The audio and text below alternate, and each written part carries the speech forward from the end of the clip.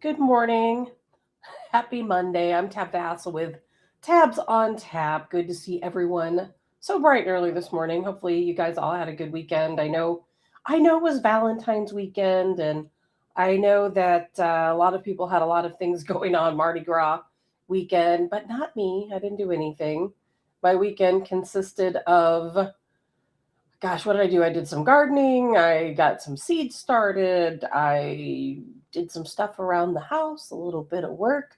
Definitely nothing too exciting, but I hope you guys all had a fantastic Valentine's Day with your significant other. I'm a single girl, so no special Valentine's plans for me outside of working on my garden stuff, which of course is a really big deal. But we do have some things to talk about this morning. We have Colonel Joe Adams popping in with us shortly. I'll tell you, it's a slow news day. This morning, I was like, man, I don't even know what we're going to talk about. There's not a whole lot going on, but we're going to talk about what there is going on. We're going to jump in and talk about what's going on with Iran. It's kind of interesting because I'm usually right on top of everything that's happening in Iran. And, of course, I'm monitoring that situation. And, I don't talk about it every day because there's just been no new news. But it's kind of funny now that I've been posting about other things on social media outside of just nonstop politics. People are like, hey, wake up. We're getting ready to head into World War III. But I talk about Iran so much. There's just nothing new. But we're going to give an update this morning. Again, we're going to have Colonel Joe Adams popping in with us. We're going to talk about there's a lot of demand right now to replace Attorney General Pam Bondi. And a lot of people are floating the name Trey Gowdy. And it's kind of funny. I used to like Trey. I can't recall what he did, but I kind of turn where I'm like, nah. And apparently everyone else feels like I do. So we're going to jump into that. We're going to talk about Congresswoman Nancy Mace and her battle over these Epstein files. She's, gonna go toe to toe with the CIA, and I think she's a little concerned with where what direction that's going to go in. And then, of course, we're going to update at the end of the show about the Nancy Guthrie case. I know everyone's tired of hearing about it, but I talk about a lot of missing people in different cases, so that's not unusual for me. But it is a big news story, no question about it. All right, let me backtrack here. I know I saw Carl coming through. Good morning, Carl. How are you doing? Good morning, Paul. Good morning, Rob. And Paul, the government shutdown. I mean, yeah, I guess that's probably a big deal to some people, but how many shutdowns have we been through recently? So many. Now it's affecting probably TSA more than this defunding of the DHS more than anything else. But things, it'll get back on track. I promise you that. It always does. It always does. And I don't know if you guys saw that story. Speaking of TSA, where there was a guy who managed to get into a Delta flight with a meat cleaver. Now, how crazy is that? The times that I have flown, I'm a female. I always have tweezers, right? I have makeup, I have shampoo and conditioner and different things. And I've gotten to the point now where I don't take any of that stuff with me. Wherever I go, I just buy it because I've had so many problems with TSA, taking those things on board. There was one time when I had a bottle of shampoo. It was just a little bit over what I was supposed to have, and they took me back and they gave me the alcohol swab test. Have they done that where they swab your hands? They searched me. They took me in a room and took all the things out of my bags and looked through everything. Of course, there was nothing there. But whenever they did the swab test on my hand, it was positive. And that's because I have breathing issues. And I don't have asthma. I just have breathing issues. And I have an inhaler for those breathing issues. I had a pulmonary embolism many years ago. And so therefore, that's what I guess there's something in the aerosol of an inhaler that causes you to test positive on the hand swab. So TSA usually means business. Now, why this time around this guy got on with a meat cleaver, I will never know. And I will never know. And let's see here. I'm not sure if I went through said hi to you guys, but good morning, Kim. Linda, good morning. Good morning, Karen. Good morning, Sherry. Good morning, Stacy. And Paul says, I don't care what anyone says. Bondi looked terrible during that hearing. She was just off the rails, wasn't she? Good morning, Brenda. And Paul says the left is throwing everything at Trump and his administration. They had a town hall about the video showing the Obamas as primates. They're trying to keep it at the top of mind going into the midterms. I saw the video of the Obamas as being the primates. Of course, that was at the very end of a longer video where it showed all different kinds of people being different animals. Now, I don't know who made the video. I know it was not the Trump administration. Those videos circulate. I play those videos and post them to social media just about every time I see them because they're hilarious. When I saw that one, I did not post it. I'm like, there is no way I'm stepping into that mess. Not in a million years. So I did not post it. And Donald Trump would have known not to post that. Now he claims that one of his staffers is the one who posted that video. He's a busy guy. He's not running his own page. I think there are times that he dictates. If you've watched the videos of Donald Trump, he is not the person doing all the tapping on the phone or the computer. He's dictating, sometimes different messages to someone. But staffers play these videos. They come up with a lot of interesting things and fun things to post. And whoever posted that, either they didn't watch the entire video, or maybe they were trying to sabotage him. Maybe they didn't understand how serious that was. But it absolutely should not have been posted on his page. And I don't know that there was any implications, but whoever made that video, of course, shouldn't have done that. And again, I didn't play it. I still have it and I've never played it. I could have played it on this show and I'm like, nope, not getting into that mess. I really do hope that he fired whoever that staffer was. Let's see. Good morning, Brenda. Sherry says, my mom sent me home with a lemon bar and thought it was explosives. They thought it was explosives. That's funny. I know there's certain ingredients. I don't know what they are that trigger, that trigger them whenever you come through the TSA, that they think you have something. I don't know what it is. I've not quite figured it out. Paul says, I read that. Jay says, when you think everything is racist, you'll find it in everything. I agree, Jay. And not only that, but remember there was a time, thank God some of us grew up in the 80s, where things were just funny. Not everything was serious. Things were just funny. And that's how I see these videos. Some of them are absolutely ridiculous. And I post them because I think they're funny. I just posted one yesterday where it was Trump, but he looked like the flock of seagulls, which was pretty funny. And, and I'm not sure now that I think about it, if I sent Deanna the link for Colonel Adams to join the show, because he's not here. I think I did, but I better send it again just in case. And usually he's on time. He's used to me running late. But, well, I think they got it. I just sent it again, hopefully. Good morning, Ann from Charleston, North Carolina. Good to see you, Ann, on the show this morning. And Carl says, I frequently share videos without watching them to the very end. And I watch enough to see that they are on point and bam, hit the share button. Yeah, I've done that before too, Carl. But yeah, I don't think that Donald Trump would have approved of that video, being posted to his social media. And of course, they're going to take it to the hilt and they're going to talk about it to the hilt. But, I like I said, I posted that funny video last night. It was Donald Trump. It was called Flock of Eagles. And he was singing a song called Iran. Now, I would have normally played that on the show for you, if you guys recall.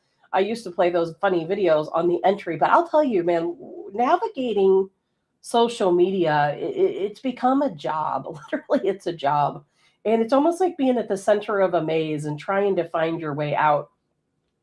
If I post the wrong thing, then they put a little disclaimer on it. Now, I want to remind you that this show is not monetized. I have had so many, I've gotten in trouble so many times. I think I'm up for review on April 18th to potentially be monetized. But even if I did, monetization on social media isn't what most people think. In order for you to actually make money on social media, let's say Facebook as an example, it's based on engagement. And there's a lot of algorithms. It's kind of funny. Speaking of the algorithms, I did a little test about that this weekend.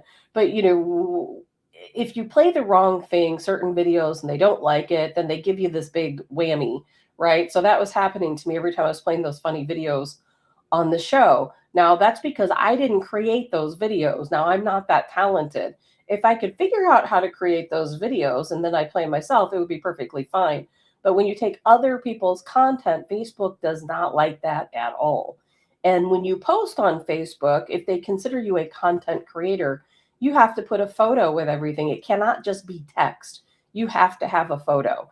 And if you talk about certain topics that aren't at the top of their algorithm list, they will not only will they bury those topics that you talk about, but they'll bury all of your posts for a while. So every time, if you have a professional page, you can go in and look at your insights and you can see which posts are going where, how many people are seeing them. Now, people who monetize, let's say on Facebook, for this show, I'd probably get a penny. Seriously, about a penny. You don't start making money on Facebook until you get up, the hundreds of thousands of engagements. And engagements is not necessarily the engagement you think it is. It's not likes. It's not views. I don't even know what kind of system they use. But this weekend, people were complaining about all the posts about the Nancy Guthrie case. And they're like, that's all I hear about. It's all that's in the feeds. Well, that's because of the way that Facebook works. The way Facebook works is if you post a topic and you get a lot of engagement, well, then the algorithm says, okay, that's a very important topic. And then what happens is they move it up to the top of the news feed. Well, then when you interact with that particular post, it duplicates the post. So every time you interact with a post, it duplicates the post, where that post will be shown in somebody else's news feed. Then let's say 3 people interact with it on your page, then it's going to duplicate it 3 more times. It's kind of like, it's not a scheme. It's just kind of a pyramid of how things move up in the news cycle. And of course, that's advertising dollars. And there's a lot get into that, but I don't want to waste Colonel Adams' time talking about how content creating works, because I'll tell you, I posted a whole post about how it works, and it was moved so far to the news feed. It had 0 views, 0, 0. And so let's see here. Sherry, content creator on X, named X area. I don't know. XERIAS. I don't know who that is. Rich says, I'll take Trey Gowdy. I don't know about that, Rich. Troy says AI is creating a delusional world. You got that right. Carl says, let's see here. I am considering starting back up. If I do, it will be on Rumble this time. You should do it, Carl. You should do it. All right, I'm going to bring Col Joe Adams in. We got a lot to talk about today. And I got a couple of videos we're going to play. One is Hillary Clinton, admitting that Bill Clinton and Obama deported more people than Donald Trump, and they didn't have all the violence taking place. I know she didn't mean it in the way she said it, because clearly she was trying to go after Donald Trump, but you know what? It happened anyway. Col Joe Adams with the Washington Guard. Good morning. Welcome to Tabs on Tap. And Col Joe Adams, of course, it was Valentine's weekend. Did you and your beautiful wife, Deanna, go out and celebrate? No, I was at a gun show. So, wow. Yeah, but I did celebrate every day. So, that's business. I had to go to work. But she business did, first. I get it. Yeah, but I thought enough that I got her some flowers, and also I got her a Donald Trump talking clock, which is great. So every hour on the hour, and speak, voting, fight, fight, fight. You're fired. Get out. Get out. Get out. I need one of those. Nothing says Valentine's Day like a Donald Trump talking clock. I love it. So you were at a gun show, and were you the person selling, or were you the person buying, or were you monitoring? What was your role? Interesting gun show. I've never seen a fist fight at a gun show before.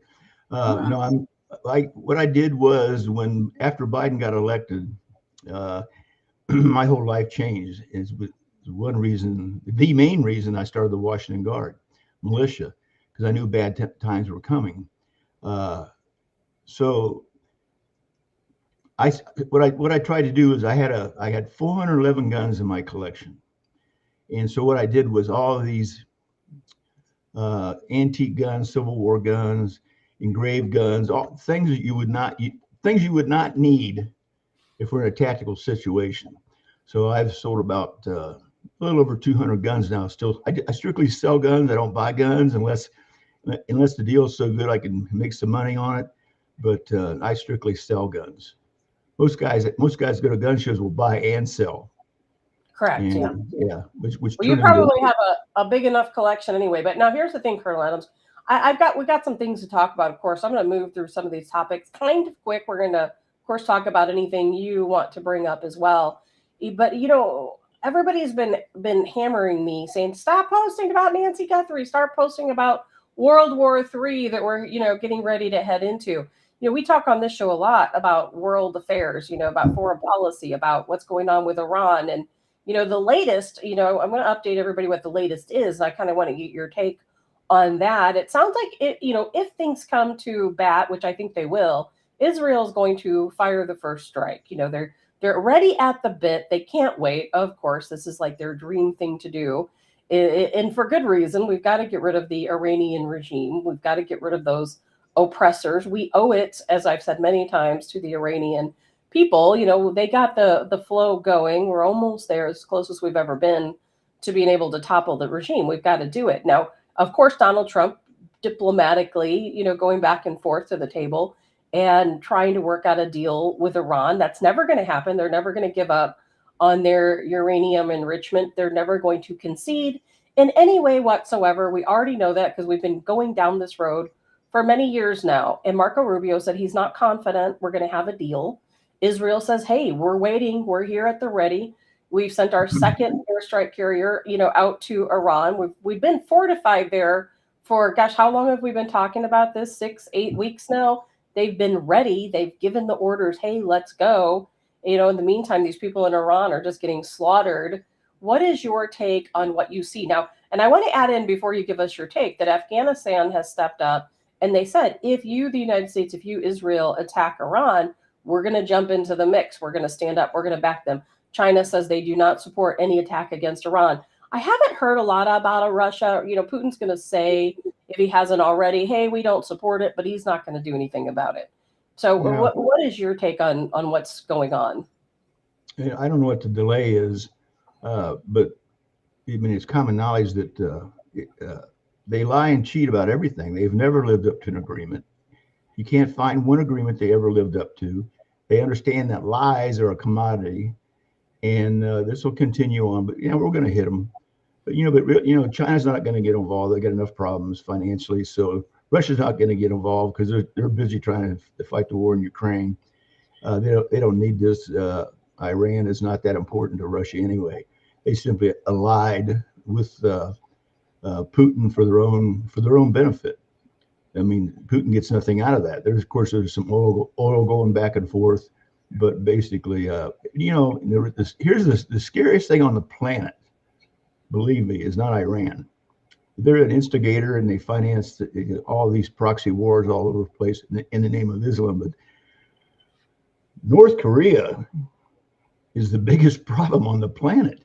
I mean, to understand that a dictatorship like that is sitting on 50 nuclear warheads.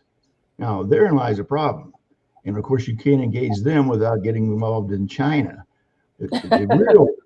So the real problem in the future will be North Korea. I mean, before China does anything, just like the Korean War, the Chinese, banked the North Koreans and actually provided troops for the North Koreans during the Korean War. So the first person that's going to launch a problem would be probably North Korea.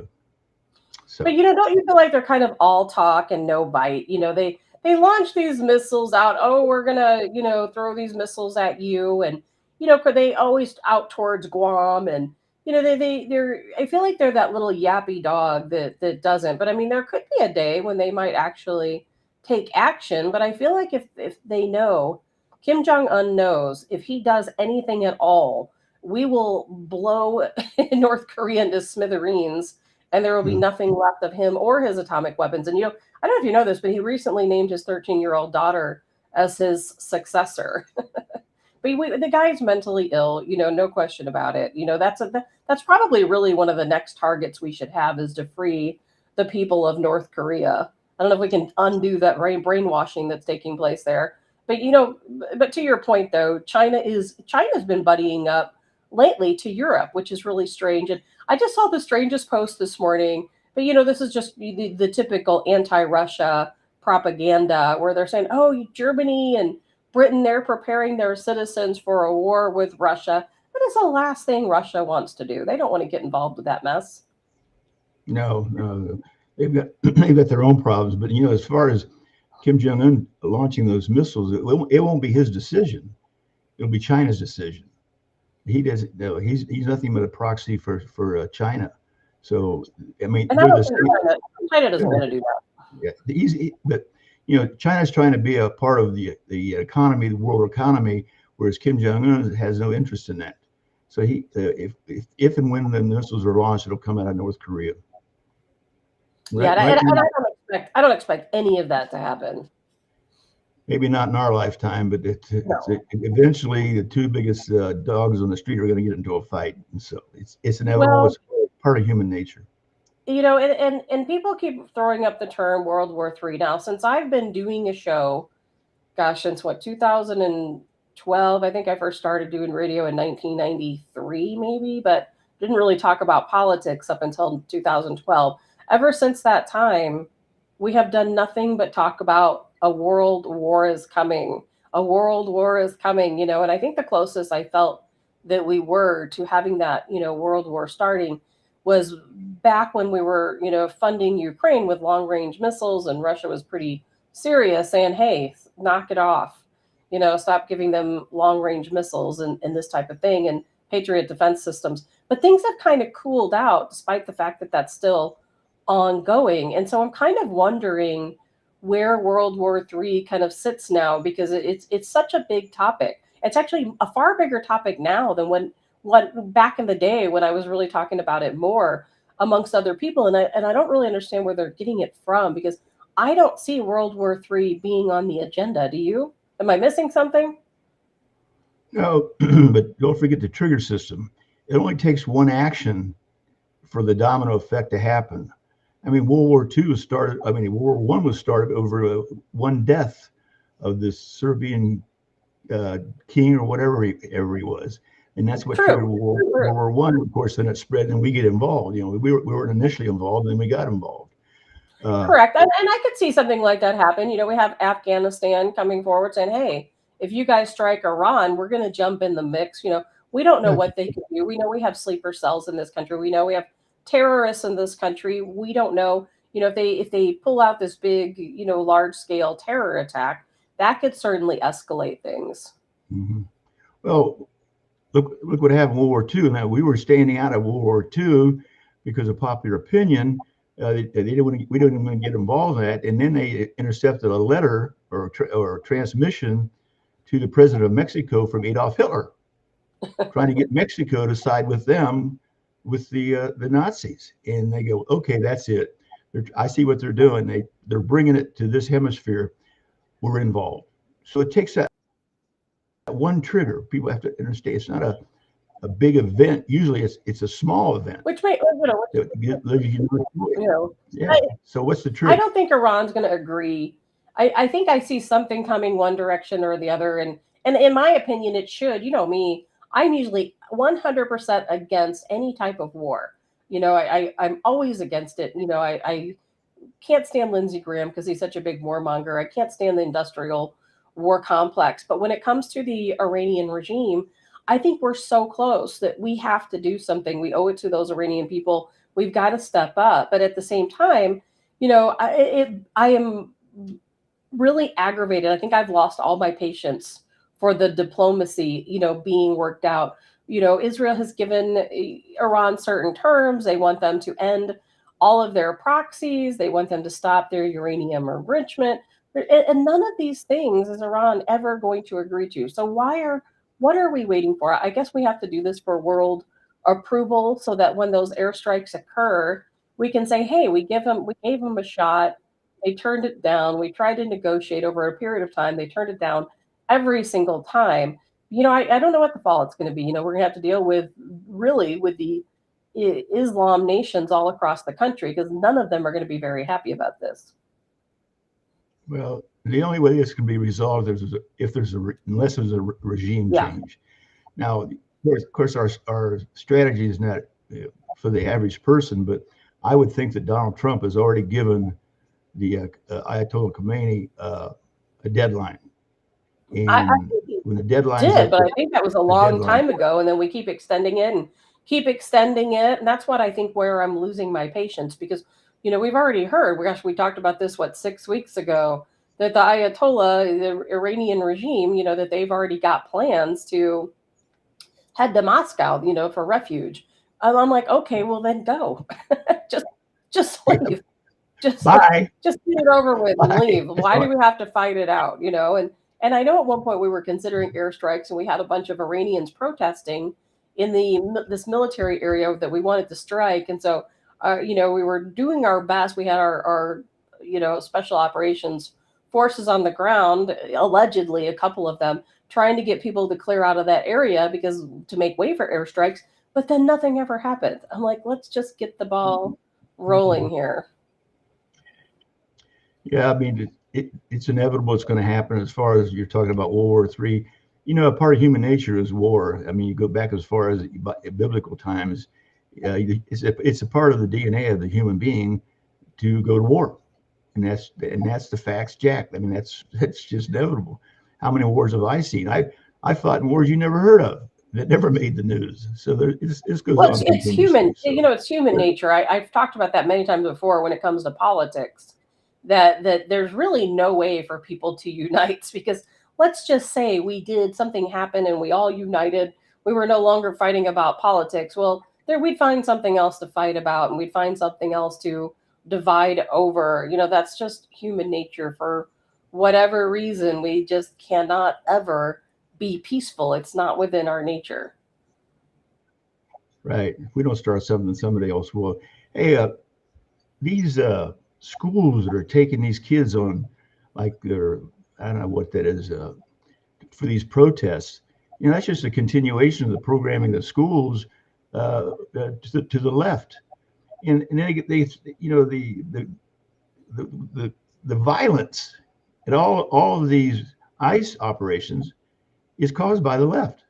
It's got nothing to do with ICE, and they lie. They're worse than the Khomeini. They say that these ICE agents are untrained and unskilled. Really? And they just lie about that. No, they're not. All of the problems that's been created as a protest are because of the left. And now we got the school kids being programmed, taking them out, protesting about something that they have no knowledge of, but they're told to do it because it's right by their teachers. So it's a continuation. But here's a down the road thought. All of these people that are involved in these protests are not only anti-ICE, they're anti-America, and they don't even know that. We will go to war with Islam within these borders. What's happening now to the illegal aliens is going to happen to Islam. Unless we remove Islam from in our borders, it's going to be war, and it's going to look like war when we go after them. They're next. They got to go.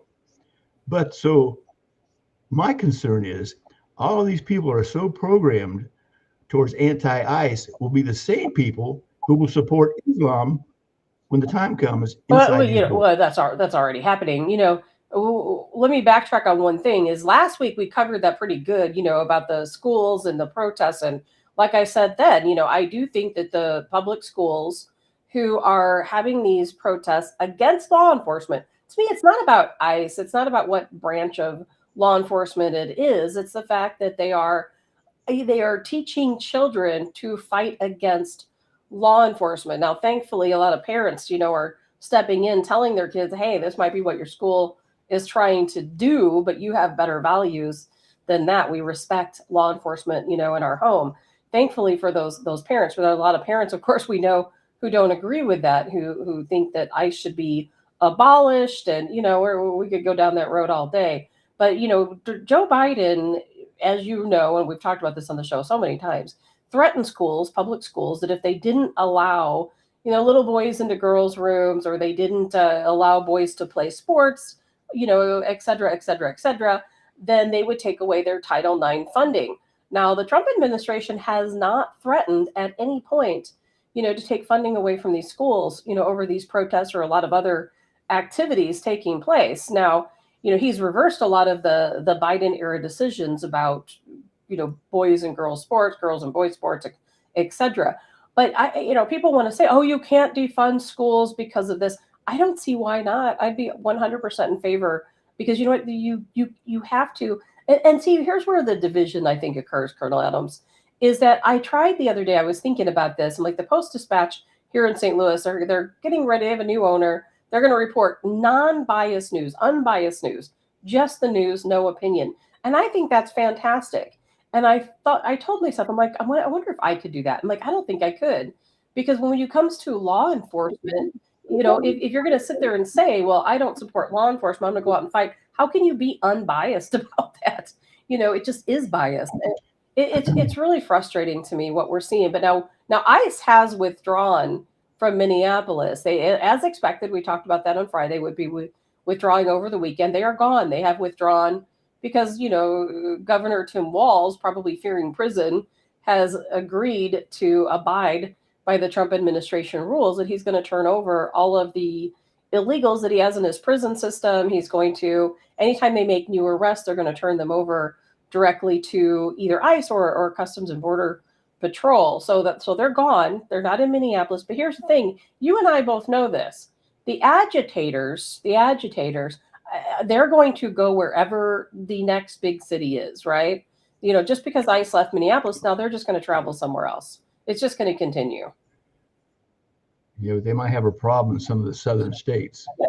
This ICE operation is going on Mississippi, Arkansas, and there's no protest. Well, I think they know where to go and where not to go. I don't know where they're going to head next. Probably Los Angeles, or I don't know. But they're going to continue agitating. And I kind of laughed last night because I was watching a video, and I think I posted it to social media, and there was a woman who had her phone right in this ICE officer's face. And I'm talking about like an inch away from his face. Right. He kind of swatted her away.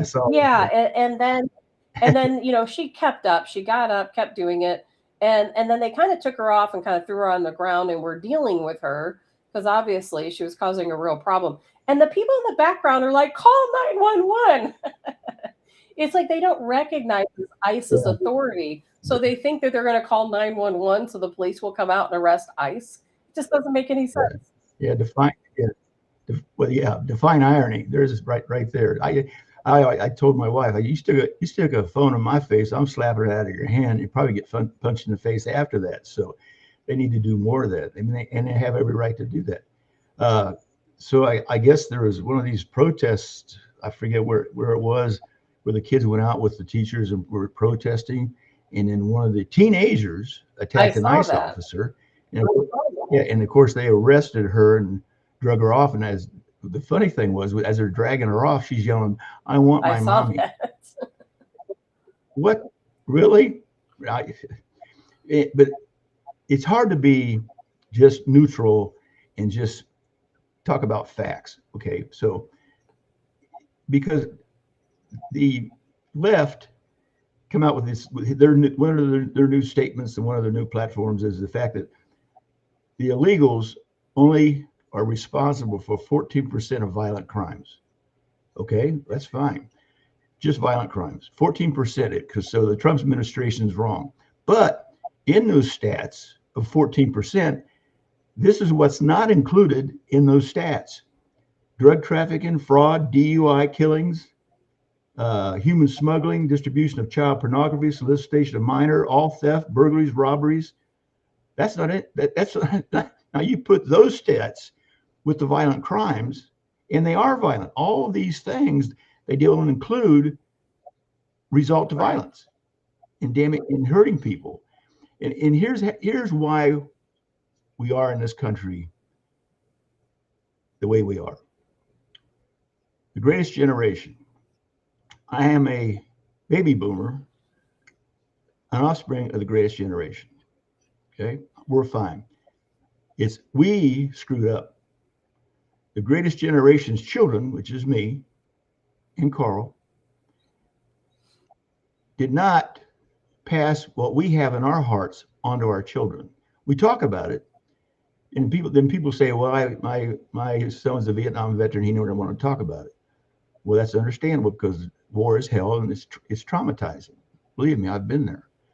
But I have a son who doesn't even speak to me. I should have whipped his ass when I had the chance. I mean, I hit him in the head with a milk carton one day for doing something stupid, and you would have thought I cut his leg off. An empty milk carton. I never spanked him. I was light on the kid. Whereas my father, if I even said or if I even looked the wrong way at him, I got my ass whipped. Sure. And today I appreciate that. But the baby boomers screwed up. Now, not all of them. Not just the baby boomers, trust me, not just the baby boomers. Now my other boys, Navy SEAL, Marine Corps sniper, I was tough on them. But the one I was not tough on, and he turns out, he got offended because I got him a job with Anheuser-Busch. Oh. And he wouldn't take the job. So we're the problem. And it's worse, and it's going to be worse now because our problem children that we didn't whip their ass are not going to produce problem children, and they are, and those are the ones that's protesting because back home there's no punishment for what they're doing. Well, yeah, I mean, we learned that back in the day. Like I said, I'm always glad to be an 80s child growing up in the 80s. But I remember, when my son was young, I remember when they started these zero tolerance policies at school, the Common Core. I remember as a kid, I talked talked a lot in school, and I would get taken out in the hallway and swatted, literally. Remember bending over and they'd have the big SWAT and big wooden board they'd swat you with. But, of course, all that stopped. Then, of course, they came up with the timeouts, no more punishments, timeouts. Now parents, of course, will get arrested and have their children taken away, if they spank them. And it's definitely the times have changed. No question about it. And I do think we're seeing a product of that. I think, I don't want to go down this road too far because we got a lot of other things to talk about. But me owning a security company, you doing what you do, the biggest problem when I talk to business owners these days and people, a lot of law enforcement, friends that I have, the biggest problem we're facing right now is these roving groups of kids. You'll have 200-300 kids that'll gather up in one spot. And it would be great if these kids would be peaceful and just hang out and have fun like we all did, back in the day. We'd all gather at the arcade. There'd be a couple hundred of us too, but the biggest fight you saw was somebody put their quarter up on the Galaga machine, and somebody else wanted to play it. But now we've got these groups of kids, a lot of them are armed, sometimes there's drugs involved, and one little thing goes wrong, and instead of back in the day you have a little bit of a fist fight, we have a shooting, and these businesses will call me and they'll say, hey, we need security at our business because we're having all these teens coming in. We've got to keep them out. I say, I'm not doing it. That's a huge liability because it's not a matter of if, a gunfight erupts. It's a matter of when. It is absolutely going to happen. I'm not putting my people in that position. And where are the parents of all of these kids who are gathering up, causing all these problems? I don't get it. And I think these are the welfare babies, quite honestly, a lot of them. And I'm not talking about color. It's white kids, black kids, kids of all different colors. Back in the day, we had all these women just churning out the children for that welfare check. And again, it's across all color platforms. And now these kids are out of control. They have no parental system at home. Every generation, has their issues. Yeah. How many times did I take a child home off the street for different reasons and give them to the parents, and I was the bad guy? I remember driving my Corvette down Watson Road one time, and there was some kids on the side of the road, and they threw an egg at my car, not thinking I would turn around and chase them down by foot. Parked the car, chased him down, got the guy who threw the egg, told me where he lives. I called the police. We take him to the people's house, and the mother was on his side. My son would never do that. Spare the what they say? Spare the rod, spoil the child. They need their asses whipped. No, I used to go to. I was not a bad child. I was not a bad kid. I was just kind of like high energy, and I was always getting in trouble sitting in the principal's office. I mean, when my name came across the PA system, I know I'm going to get it. Of course, it didn't stop me. I used to, on certain times, knowing it was coming, I would put a magazine in my shorts, in my jeans, because I know I'm going to get my butt whipped, and I deserved it. I never got an ass whipping I didn't deserve. Now, did that stop me? No, but it reminded me that you're going to suffer consequences if you do something stupid, wrong, or in my case, I thought it was funny. So that's the problem.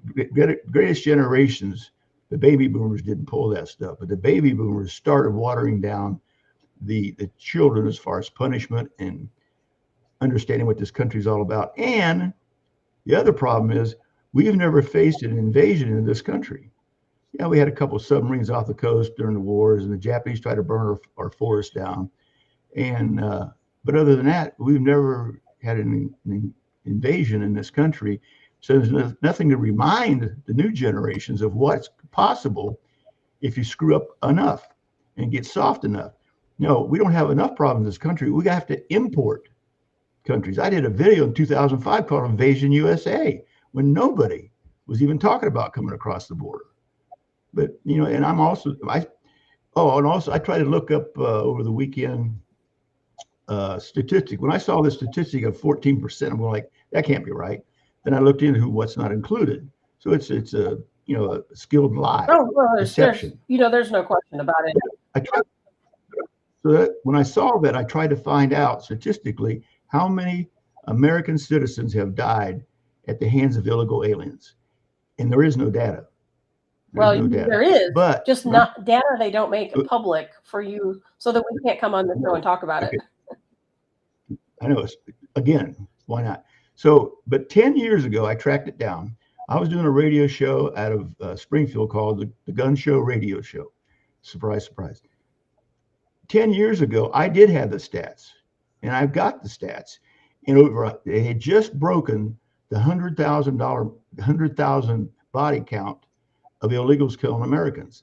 10 years ago, we had stats that illegals were directly responsible for killing over 100,000 people.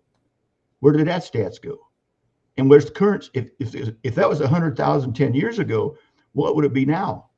And I can't find that information. Well, I'm gonna play a quick video, Colonel Adams. We're gonna talk about Sweden for a moment, what Sweden's doing. But I'm gonna show you the video. Oh, they're good. Because Donald. Do not go to Sweden. You got that right. Now Donald Trump, of course, is getting all kinds of heat over deportations, but Hillary Clinton, she just can't stay out of the mix, and I didn't play the video last week, but I saw the video of her in Germany and Munich, because she's just got to be in the forefront of everything. We haven't seen much from Hillary lately, but I don't know why, but she's jumping back in. And it's kind of funny, really, that she's still going after Donald Trump, because I feel like Donald Trump has gone out of his way to appease the Clintons. It's one of the things that I don't like that he's done recently, where he said, oh, Bill Clinton's in the Epstein files. He didn't do anything wrong, and of course, we'll go down that road here shortly. But I'm going to play this video clip of Hillary Clinton. More people were deported under my husband and Barack Obama without killing American citizens and without putting children into detention camps than were in the first Trump term or this first year of Trump's second term. So I think it's important. So first of all, she's always so angry.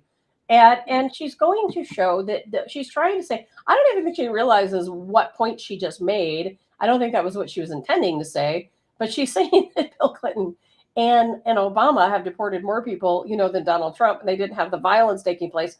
Of course, the violence we know is directed at ICE, and therefore they're just simply responding. But I will tell you one thing, under the Obama administration, 49 people died within, mostly, not necessarily in protests, because there weren't protests, but there were some, but 49 people died in custody under Obama's term, people who were in these different facilities who weren't getting proper medical care. And then they want to go back and they want to talk about the children in cages. Well, we all know the children in cages actually happened during the Clintons' term and during Obama's term. In fact, there was a lawsuit called the Flores Settlement, and the Flores Settlement said, hey, you can't keep these kids in a prison cell. You can't do it. And I can't recall who it was. It was the ACLU filed the lawsuit because of that, we had to change everything we did. We didn't have many family beds in these facilities. We had to build new facilities. Now, under Donald Trump's term, kids come in and they're processed. They have to go through the processing center, as does everybody. Once they make their way through that processing center, they're going to a very nice, cushy area. A lot of these are churches that have been converted, schools that have been converted. These children have beds, they have clothing, they have school every day, they have recess outside, they watch movies, they eat in a cafeteria, they have, state of the art medical care. It has never been so good for the children that come across in our country. In Obama's term, we had 50,000 unaccompanied minors crossing our borders every single week at one point. Every single week, 50,000 kids. And, we had to, he had to do something with those kids. I don't necessarily blame him. He didn't have the facilities set up at the time. But it's a different story now. These kids are very well taken care of. Well, the American people, especially the left, have forgotten about all of the people that come across the border openly. It was expedited by ICE and the Border Patrol, National Guard.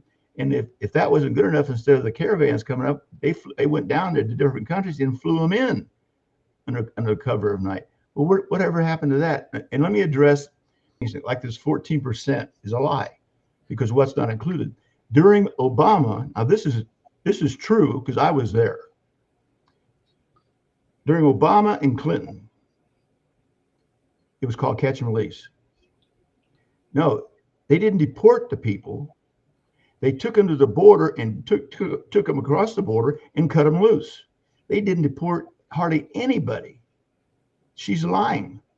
Just because they returned these people to Mexico, they didn't fly them to Guatemala. They walked up from Guatemala. Well, you can walk back, and we're going to help you out because we're going to throw you back into Mexico. Yeah, it was definitely a different story. No, listen to me. It was so bad during Obama and Clinton that when I was out there training with Border Patrol early on, before I put together a team out there, it was called the sport of border patrolling. This was common, and it was called. We didn't call them illegal aliens. We called them tonks. Now, very few people know about that. They were called tonks. And you know why the Border Patrol called the illegals tonks? Because in those days, the Border Patrol would carry a long flashlight, like a mag light. And the tonk came from when the Border Patrol would hit them in the head, it sounded tonk, tonk. When I was out there, the Border Patrol agents were running bumper stickers on all of their cars about tonks. I saw a Border Patrol agent and his wife, who was also an agent, had license plates on their car, Tonk 1 and Tonk 2. They did not deport people. They simply took them to the Mexican border, threw them over, right? Correct. And up to 75% of those people came back again. Correct. Because we didn't have control of the border. And in 2010, the cartel took over the border, and it really got crazy. I was there. They did not deport those people. It was catch and release. When Trump got into office, he stopped that. Right. No more catch and release. Yeah, and I don't think most people understand why Trump is deporting people to other countries. And Charles here made a good comment. He said, "Remember under Bill Clinton, Elian Gonzalez. Of course, ICE took that boy from his mother's arms and sent him to Cuba." I think we'll always remember that, because I remember watching the video of they come in with their rifles, point them, and you have somebody, I can't remember who it was, but it was his mother, standing in the closet, I think it was, holding him and trying to keep them, from taking him. But of course, the Democrats want to say they want to keep schools off limits, churches off limits. I can't remember some of the other facilities they said that we shouldn't be able to go into to, carry out these deportations. The operation is still underway. We're not at the end of deportations under Trump's term. They just recently even came out with a hotline to where we knew this was coming. If you know of somebody who is in this country and they're, let's say, driving a truck illegally, we're trying to make the roads a little bit more safer. If they don't speak English, they can't read English, and you see them driving a truck and you feel like they're, a safety hazard, call this tip line and report them. So that's kind of where it starts. I've always been against these tip lines. I'm not sure, what I think about that. I think they can turn into a very slippery slope. But we're still at the phase where the people we're going after are criminals. There are people who have a criminal record. And after the Alex Preddy shooting, we tightened things up a little bit. Prior to the Alex Preddy shooting there in Minneapolis, and we don't hear his name anymore in the media for some reason. That all kind of died down, if you haven't noticed. But prior to that, if you were somebody in the country illegally, you had committed a crime of some type other than just the crime of entering illegally, an actual crime. Let's say you were a sex offender, you're driving down the road, you become a target of ICE. They're searching for you, they find you, and you happen to have a passenger in your vehicle, and that passenger is also here in the country illegally, but they have not committed any crime other than entering the country illegally, then they would still take that person and deport them as well, because they were with you. While we're rounding people up, we might as well grab this one too. And because they didn't self-deport, people have the option to self-deport. They're getting paid, thousands of dollars to self-deport. But now they did tighten that up a little bit, after the Alex Preddy shooting. Now, if ICE has a target and they go, let's say, into a business, and in that business they find their target, there's 10 other people there who are in this country illegally but have not committed any crime, they leave those people alone. They're not rounding them up anymore. So that was a result of the Alex Preddy shooting. Now that those people, let's say, who remain in our country, after we round up all the people who have committed a serious crime, most of them very serious violent crimes, then we're going to, of course, we're trying to get people to self-deport. But at some point, we will move down that phase where people who have not self-deported, who have committed no other crime other than entering the country illegally, they will also be rounded up and deported. And that's why Trump, the administration, is really trying to tell these people, hey, we'll pay you, here's $3,000 to get you started for each adult in your family. Self-deport, take care of your affairs, get your house on the market, whatever it is you need to do, and take a ride back over to where you came from. They'll even give them, tickets, thousands of dollars plus airfare. I don't know where we're going to go when we hit that phase. Yeah, well, in all those cages they put kids in, Obama built those cages, and they weren't cages. I mean, the only cage thing about them was they made of wire. But how are you supposed to segregate? And the kids never went to prison. They never did a day in jail. They put in these centers for their protection and feed them. And even some of those kids actually said, I've never eaten so good in my entire life, teenagers. So, and yeah, Patty, you're right about the Irish illegal detained. See, I was just reading that comment. The left only hears what suits them. They don't hear they don't want to hear the whole story, because they're not going to repeat the truth. They're going to take the truth and they're going to twist it. Hey, I got to ask you a question. I missed something, because I left the gun show yesterday early. People were like, where the hell are you going? Together we will make America powerful again. Oh, you hit your clock. No, it's every hour on the hour. I get a different saying. We're at 9 o'clock. He's back. What was I saying? And yesterday I left the gun show early because it was Daytona 500. Now, what most listeners don't understand is that my father was one of the founding fathers of NASCAR. So I pretty much was born at a racetrack. Go figure. So I'm walking through the house, and that AOC bra's on TV, right? But the volume wasn't turned up. So I understand that these Democrats went to Europe to slander Trump, or what? Why was AOC speaking somewhere? Well, that was I believe that was probably in Munich. I don't pay attention to AOC or what she's talking about. That's probably the clip I played for you of Hillary Clinton. Oh. A bunch of folks were in Munich, Germany, to, of course, bash Trump like they always do. So she was over there bashing Trump. Oh, I thought she was at the World Bartender. She might have been somewhere else. I don't know. I don't pay any attention to AOC. I don't either. But so she's speaking on behalf for the Democrat. I thought she was at the National Bartender Association meeting. Oh, I didn't know what that. I didn't know what that was. The only thing she's qualified to even talk about would be a bartender. Well, that's probably true. Now, Colonel Adams, I don't have a ton of time left, so I got to run through some other topics. Are you wanting to stick around with us and talk about some other things? Oh yeah, I'm off today. Okay, well, good. Well, let's start here. We've got New Yorkers. One reminder, though, today's President's Day. Oh, that's right. No, I didn't say that. Yes, happy president. I can only comment by saying president. Donald Trump's the finest president we've ever had in the history of this country, close to George Washington. And imagine what the United States could be if all the people in the United States got behind our president. We could create a different world. Yeah, we'll never have that unity. It could happen, but it won't happen because the Democrats won't let it happen. So happy President's Day. God bless Donald. God bless Donald Trump. Okay, go ahead, Ted.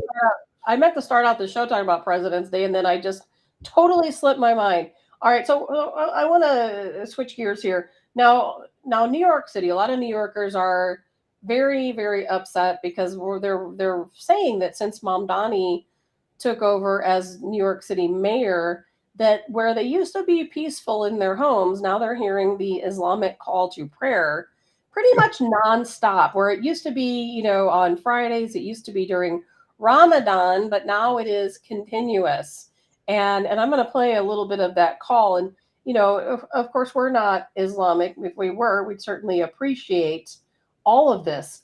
But we're not, and nor are every single New Yorker. So they're not very happy about their peace being disturbed. Now, of course, every mosque in New York City is, on, I think it's several times a day, they're playing their call to prayer. And they're playing it louder. They used to have a noise restriction where it had to be a little bit quieter. So it's a little bit louder. It's more frequent. People who live nearby to the mosque are complaining and upset. I'm just going to play a moment here for you of what people are hearing in New York City.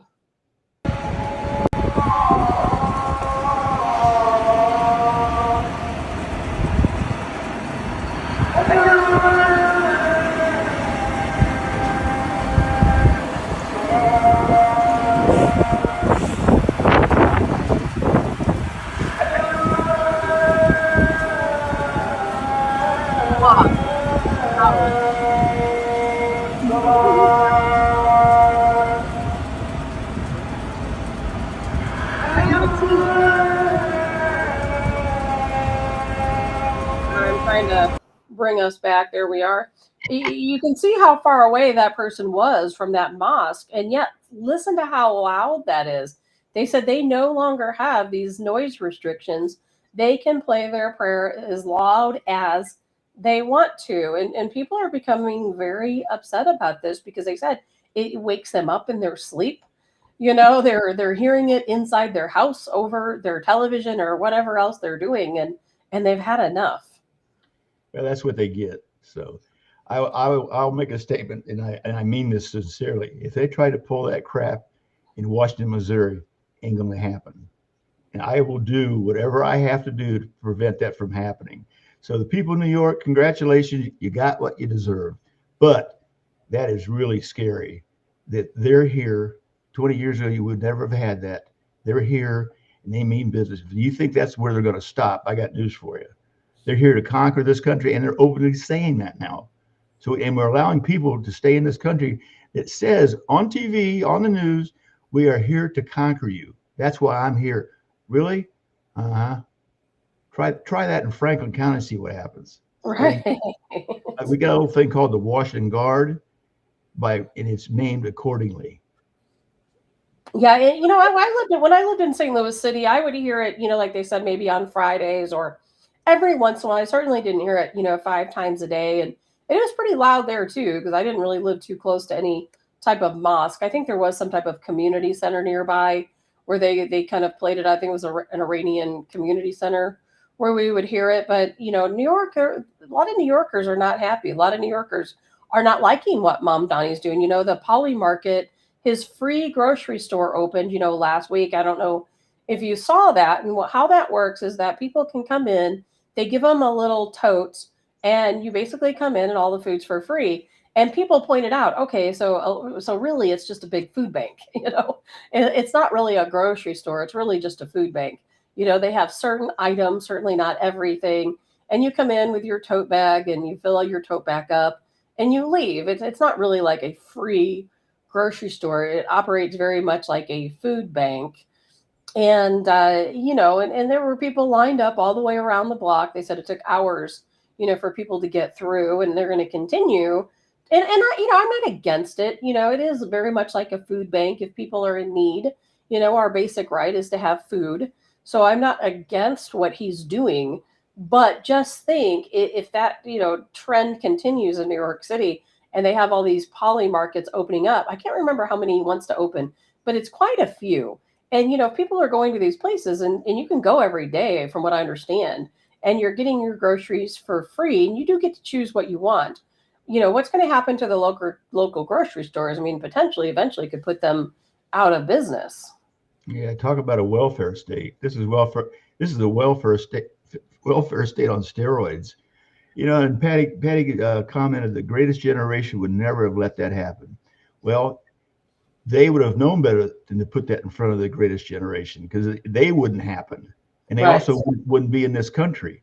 I still go back to that bill, that the McClellan bill or whatever it was, 1952, went before and passed a bill that anybody who talks about the overthrowing the United States government is not allowed in and should be deported, and were. What happened to that? Right. We've lost our mind because, that, you know why? Because that was the greatest generation. They didn't tolerate that. They've been to war. They've seen what war. You don't want a war in this country. Well, guess what? You're going to get one. Let's hope not, but things are definitely going to be taking a turn. I mean, look what's happening in Sweden right now. Sweden went from this beautiful country where people aspired to go to a haven for immigrants, or not illegals. They were invited into the country. Well, Sweden has finally said enough. I just read a story the other day. Gosh, I wish I could remember the numbers. I think it was 6 out of every 10 females said they had been subjected to sexual violence at the hands of people who are there in their country. These migrants that have come into their country, and it's gotten so bad where women they advise women not to go out at night alone. Yeah. They have separate rail cars just for women to keep them from being sexually assaulted. Well, now Sweden has decided they're gonna go to vote. And they're proposing that they close their borders, nobody else in. They're going to limit their citizenship to, I think it's 10 million people. And that's it. They said they're stopped. That's it. Nobody else is coming in, no matter who you are or where you're coming from. Because, they opened their borders, they let everybody in, and now they're paying the price. Well, Czechoslovakia didn't do it. Hungary didn't do it because they saw it coming. These clowns up in Sweden, the government's openly said we can no longer protect our citizens. Thank you very much. And they're going to go vote on it. Now the problem is getting rid of them. Look what Trump's going through. Yeah, and I've not read any. I've not read any proposition to remove anyone from the country, but they're just not going to let anyone new in. They're capping their citizenship off. I believe the number was 10 million. And, and look what's happening, of course, over in Europe. I mean, no, that's not going to work. You got to get rid of them. You can't let them stay. It's just going to get worse. So the ones that are already there are causing the problem. I mean, when the government says, I'm sorry, now what's the number one thing a government can do for the people? What's the number one responsibility of our White House and our administration? Number one thing is protect the American citizens. Number one. Now, how do you do that? There's several different facets. We don't want a war. We attack Iran to avoid a war or get a nuclear strike. Number one, Sweden let their population down. While this was happening, they knew it. They knew it. All the rest of them know it too. I mean, look at France. France is gone. Britain is gone. Sweden, little bitty. How big is Sweden? It's not a very big country. I don't know. It's pretty small. I mean, if you think 10 million people is where they're capping their population. But and because of this continuous problem, then, the Washington Guard does a lot of different things. And it's because of all this stuff. I sit back and watch these things. And so that's why my wife and the local dojo here developed these women's self-defense program. You might not need it in Washington, but if you go someplace else, these little things that are shown how women can protect themselves can either save their life or keep them from a traumatic experience that they have to live with the rest of their life. It's watered down that far. we're doing this because of what else is going on in the world. The world is more dangerous today than it was yesterday, and tomorrow's going to be more dangerous. And you're going to step back and do nothing? Now, No. Colonel Adams, we gotta move past that for today. I don't have too much more time left, so I got to get through these different topics. Now, Nancy Mace, as you saw, Congresswoman Nancy Mace, she has stated that yes, Epstein did have a sort of like a peephole, and he did take video of these different encounters. You know, he has a lot of video of famous people doing a lot of things they shouldn't have been doing, video and audio. But she said that those files were not released to Congress. She knows the CIA has those files. She wants to go toe to toe, of course, with the CIA to retrieve those video files. That's never going to happen. And, you know, the way I feel about it is the Epstein, we've talked about the Epstein files. I think you were kind of at the peak here. I don't think anything further can happen because everything's circumstantial without those videos. You know, we can read these emails. We can say so-and-so did this, so-and-so did this. They talk about torture. They talk about babies. They talk about all these things.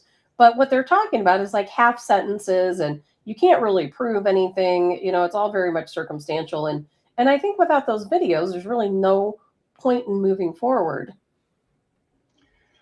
Well, no, you're exactly right. I mean, you hit it nail right on the head. I really can't even comment on it. That pretty much covers what I'm thinking. The same thing. So I feel like the Epstein files are over. You know, and I really do think there is a cover up, even within the Trump administration. I do think there's a cover up. I don't think they're being forthright with us. Now, people want to blame Pam Bondi, and of course, the Attorney General Pam Bondi, and a lot of people calling for her removal. But who is giving her orders? Do you think Donald Trump is giving her orders? Is she just taking it upon herself? I don't see Trump going after her. You know, I know Lindsey Graham said Pam Bondi needs to go. It's not a good look for her. You know, these hearings and her yelling at Massey was not good. She's not releasing the information the people want. I kind of think she's a scapegoat. You know, now this is no offense to Donald Trump, but there is something more going on here. There is something more going on here. I'm not saying that Donald Trump is in those files, that he did anything inappropriate. Had he, we know Democrats would have thrown that at him a long time ago. But I do think there is something in here that they're trying to cover. I don't think it's Donald Trump and what he did. I don't think that. But there's something in those files they're trying to keep the Americans from knowing. And, you know, they released, I don't know if you saw that list of names. They released, I think it was 2 pages of names. Yeah. But I mean, it was like Queen Elizabeth II, Elvis Presley, Janis Joplin. The Pope. The Pope. And you know, the reason why I think they did that was to muddy the waters, because they know the Americans want to see a list of names of people who witnesses stated harmed them, trafficked them. I talked about it last week, where we have a lot of Congress people, both Republican and Democrat, you know, who are trying to blame the victims, you know, as being co-conspirators when truly they were victims. Yes, maybe down the road they brought more girls into the mix, but they're still victims. You know, I'm just seeing a lot going on that I don't like. And I know that list. I know exactly what they're doing. They're saying, okay, well, we're just going to go through the files. Every single name mentioned, even if it was just in conversation about something total. I like the music of Janis Joplin. You know, oh, did you see a video of Queen Elizabeth II on some ship? I don't even know. And they just took all those names in a big sweep, put them on this paper so that they can't say, okay, well, you know, this guy's Prince Andrew's on this sheet. He didn't really do anything. Look at all the other names here. You know, I don't like what's going on. Patty says, fire Bondi. I don't know. Is it Bondi's fault, or is she doing what she's told to do? She's doing that. Here's the question I got for everybody. Why does the CIA have all the information? They got it all. Why? Huh? Because there was so much more to this than we know. This was so much more than the traffic. Now understand this. The CIA is not allowed to operate within the borders of the United States, supposedly. So this is international. The reason the CIA, and has had that for a long time, don't think the CIA didn't send people down there. You won't see CIA names on there. Of course. You know, it was all part of a government operation, no question. 2 things: leverage and national security. The people that were down there, they're listed, were very concerning to national security for what they're doing and how far this goes, because they know about the world trafficking children all over the planet, right? The other thing is leverage. The CIA has the truth. They can go to certain people and say, you know something, I don't like the way you voted last time. Here's how you're going to vote from here on out, right? Or we're going to show this leverage in national security. That's the CIA's interest. No question. And I know that's why they have those videos, because of course Epstein, and Maxwell lured these, and everybody's on there. There's so many names, prime ministers and presidents and, heads of state, they're all on that list, and they're all implicated because of course they got lured into the situation. I'm not saying they didn't deserve what punishment comes their way, but I do think that there's a cover up taking place in the Trump administration. And I think that, like Nancy Mace is kind of alluding to, is that she stated on a post she made last night at the very bottom, she said, I am very happy in life, because I'm sure she wants people to know if she turns up in some bad way, she did not harm herself. She's very happy she didn't harm herself. She knows what she's going up against.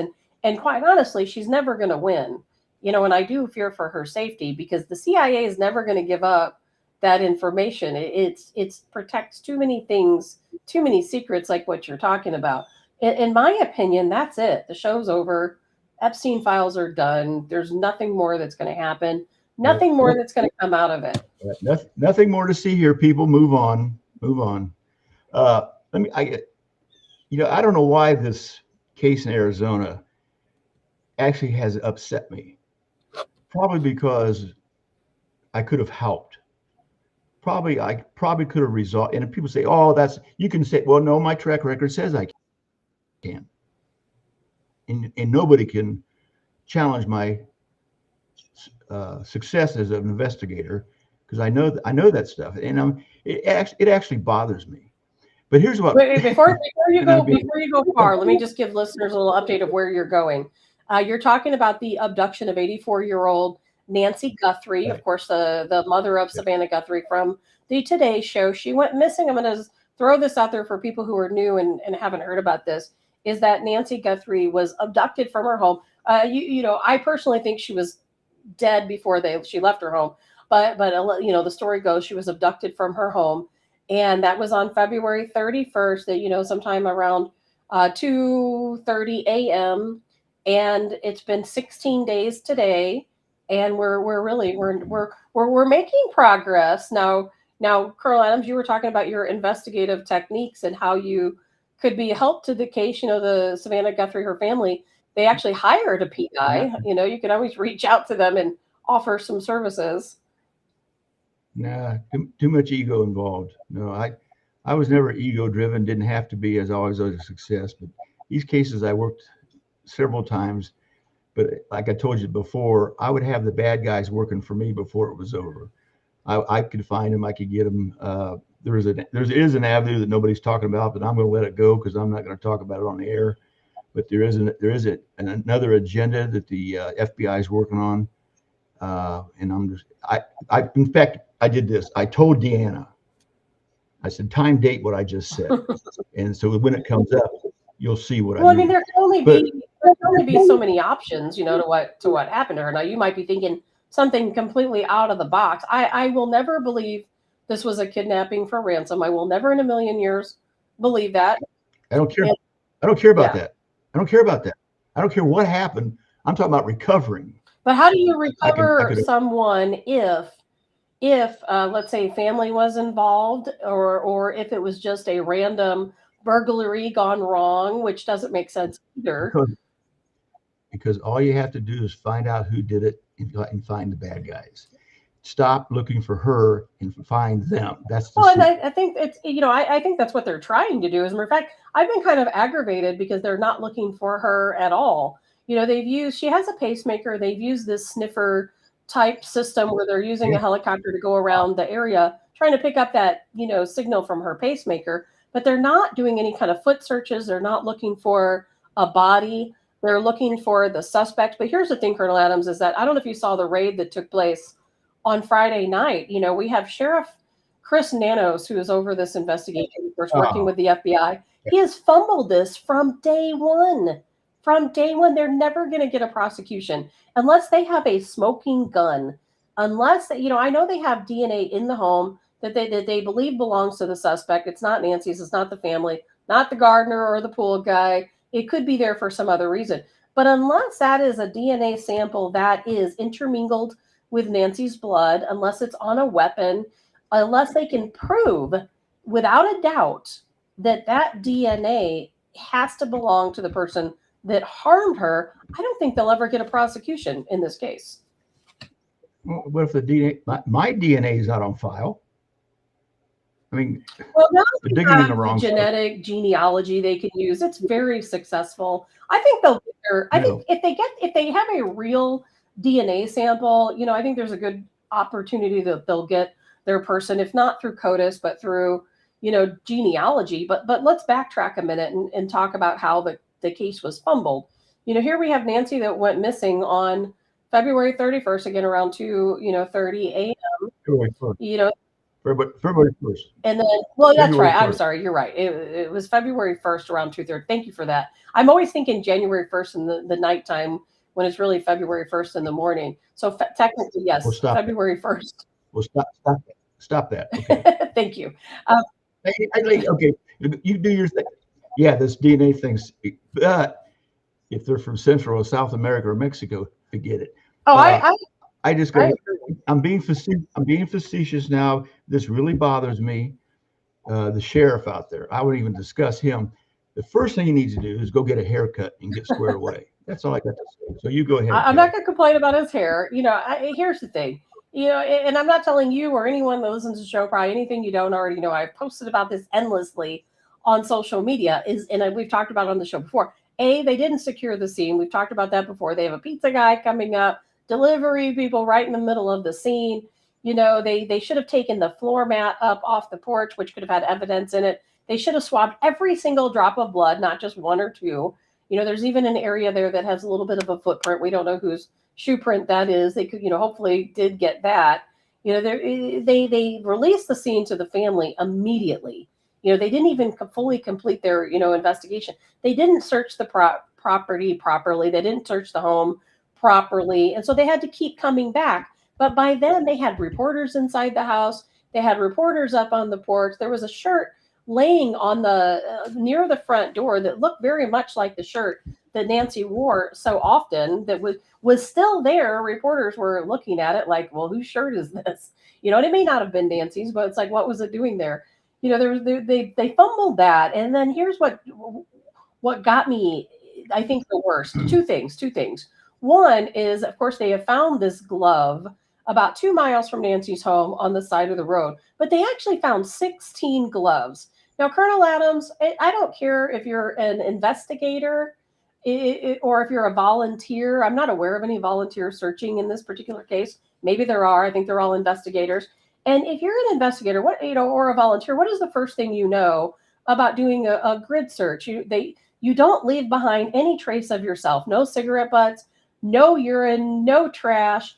And they found 16 gloves. 15 of them belong to searchers. Now, why would a searcher just discard their glove in what could be a crime scene? Yeah, they contaminated. How a border patrol is so articulate about those things. When they're tracking someone or a group of people, they don't walk on the tracks. You never cross-contaminate an event. And for these clowns to take those surgical gloves off once they're through and throw them on the ground, what kind of person does that? I would. It's not border. That has to be an investigation 101. I don't know. So we've got the home that's contaminated. The crime scene at her house is contaminated. We've got this area where now they say, okay, there was the way they worded it too yesterday, I think threw a lot of people off. So they have this one glove. They said, okay, 15 of these gloves are investigator gloves. One glove actually looks like the glove we see in the video that looks like the suspect is wearing it. They were able to obtain DNA from that glove, and they're going to send that DNA into CODIS. Now, I want to make sure one thing is very clear. The DNA they recovered from within that glove does not match the DNA that was found within Nancy's home. So there's DNA in her home that could belong to a suspect. It could be circumstantial and belong to somebody totally different. And then they have DNA in the glove. Now, those two DNA samples do not match. What the match is, and I know the wording was funny when they made this release, is the DNAs don't match, but the glove looks like the glove the suspect wore. Now, it's a very common glove. I've got 3 boxes of them out in the garage here at my house, because my son works on cars. That's a very common glove you use to work on cars. You're not missing a glove, are you? I'm not missing any gloves. But okay. Now everybody's dropping these gloves out there on the forensic people, right? Let me tell you about the desert. Nobody listening in today has spent more time in the desert than I have. There's trash all over the desert. And when the wind picks up out there in Arizona, it don't mess around. It blows stuff everywhere. So it's constantly contaminated. So to say the investigators dropped those gloves doesn't really mean anything to me. I know it wasn't Border Patrol, but there's trash everywhere. Even in that nice subdivision, if you walk 20 yards off the road, they found a lot of trash. Oh my God, why is a toothbrush laying there? I mean, it's everywhere. So don't really play a lot into No, but at the same time, it does contaminate the scene. And when it comes to a trial down the road, if it gets to a trial, any criminal defense attorney is going to say, okay, these scenes are contaminated. You had pizza guy, you had a cheeseburger delivered, to Nancy's home. This pizza guy went right up on her door, right on top of the blood, put the pizza down, rang her doorbell, walked away from the scene. We have people getting cheeseburgers delivered. We have the wrappers from these reporters eating on the ground. They're finding them like tumbleweeds through the crime scene. Yeah. Now we have investigative gloves through areas that are being searched, which is different than your normal trash when it comes to a criminal defense situation. And then here's why I really think that Sheriff Nanos, I'm not going to say he should necessarily resign, but at least maybe step aside in this case, is because the hoopla that took place on Friday. Now, they haven't got the DNA. Well, they probably should have gotten some DNA back. We just haven't heard from it, probably because it's not a match. But they had this massive raid on Friday night. It was the most confusing mess I've ever been through, as far as talking about cases in the past 20 years where nobody knew what was going on. And that's not necessarily the police's department. They have no obligation to inform the public about their investigation. So I'm not going to give them a hard time over that. They shouldn't have reporters following, SWAT teams everywhere they go. I can't give them a hard time over that.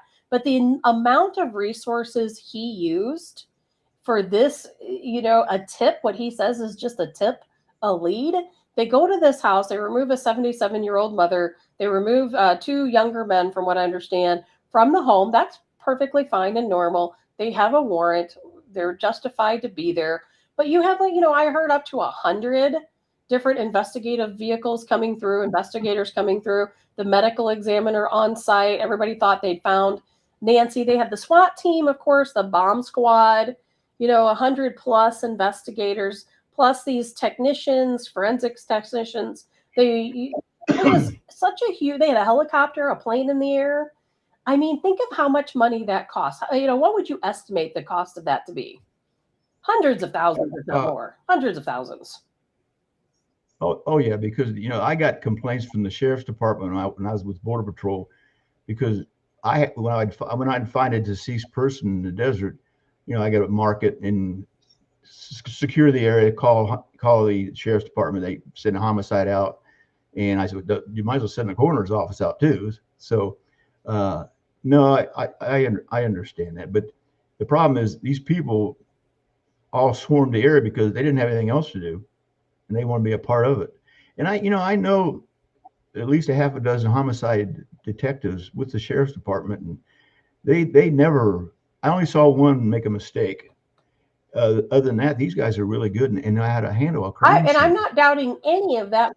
Oh no! Okay, wait a minute. You asked me. I'm asking how much money it would cost to have 100 investigators, several crime scene techs, a SWAT team. We have the bomb squad. We have a helicopter. We have a plane in the air, all over a lead. And that's what we're told. Now they may not be telling us the truth. No, I'm sorry. That's what you asked me, and I'm getting to a point.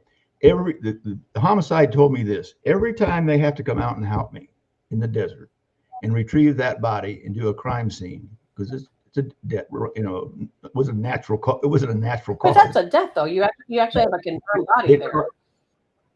Just helping me recover one body and do the forensic and it cost the county $10,000. One person, and that's dead. Right.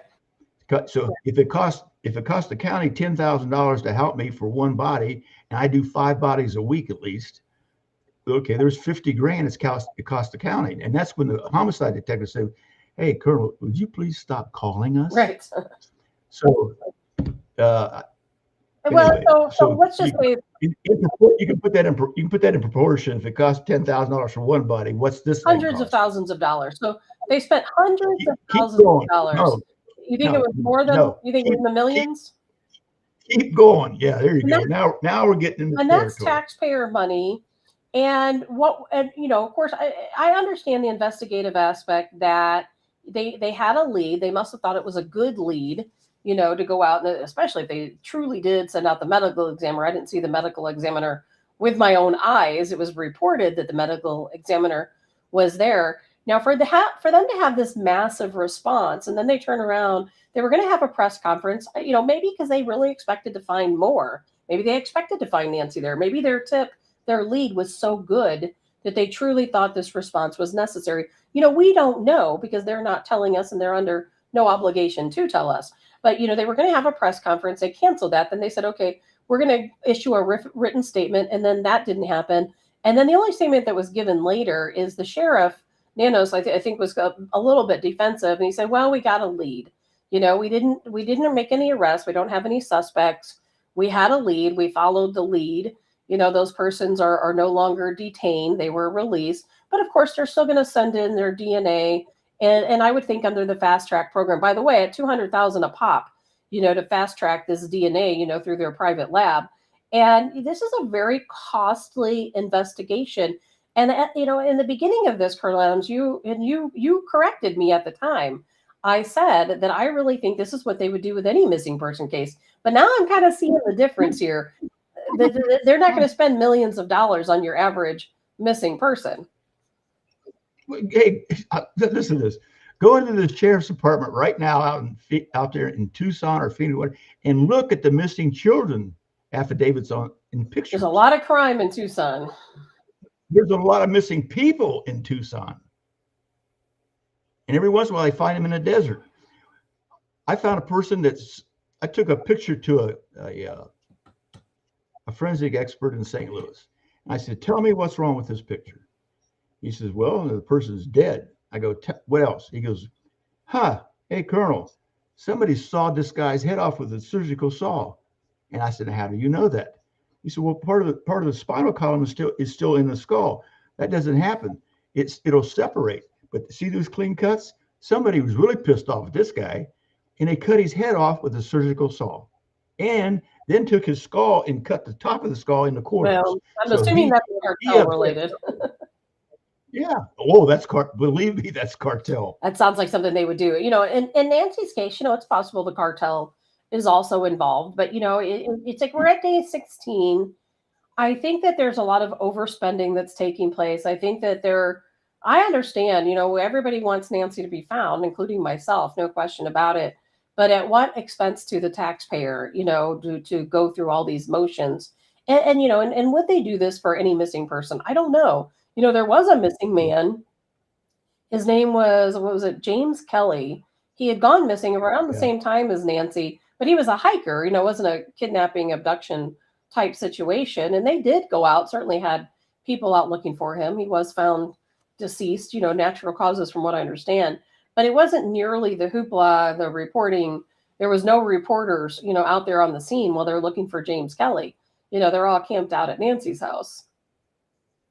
The sheriff's department rescues some hikers and all that stuff up in Phoenix. My God, the rescue operation up there is incredible. They rescue somebody every week. Yeah, there's a lot going on, and speaking of Tucson and a lot going on, I've done the research. There's around 2,300 homeless people in the city of Tucson.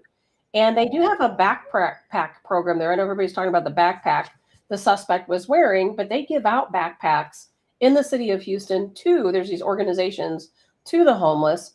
If you look, where Nancy lives, while her own neighborhood, they consider to be relatively safe, there's a lot of burglaries. There's a lot of prowlers. Look how many neighbors of hers have come out of the woodwork and said, oh, I had somebody on my property snooping around.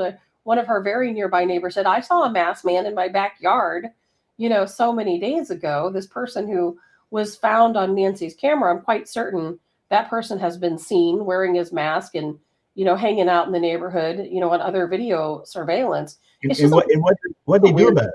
What they do about it? Not a darn thing other than cover it up.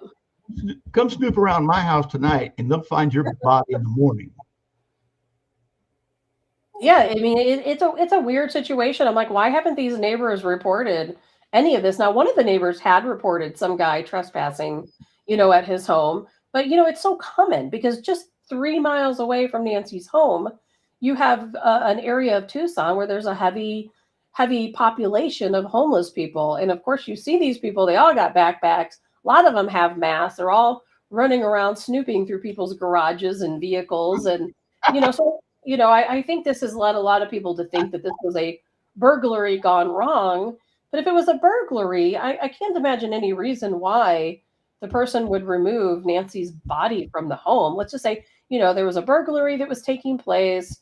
And it does look like that could be a factor. The guy had a mouth flashlight so he could be hands-free. He was planning on using his hands, and he was snooping around at night. He'd been there, from what I understand, just a couple weeks prior at Nancy's house on her front doorstep.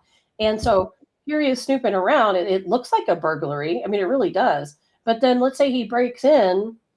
Somehow, he's not able to carry out his mission. Nancy wakes up and he panics, let's say, and hurts her.